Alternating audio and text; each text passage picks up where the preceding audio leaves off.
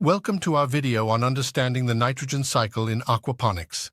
In this video, we will explain the importance of the nitrogen cycle in maintaining a healthy aquaponic system. The nitrogen cycle is a crucial process in aquaponics.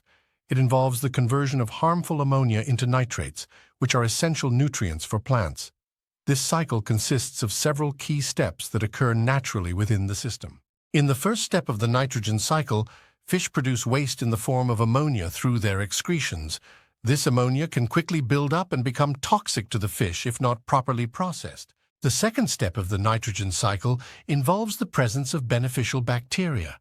These bacteria, known as nitrifying bacteria, convert the toxic ammonia into nitrites, which are less harmful. In the third step, another group of beneficial bacteria converts the nitrites into nitrates.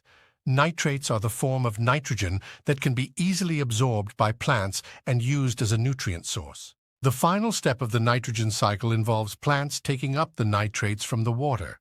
Plants utilize these nitrates to grow and thrive, benefiting from the nutrient-rich environment provided by the aquaponic system.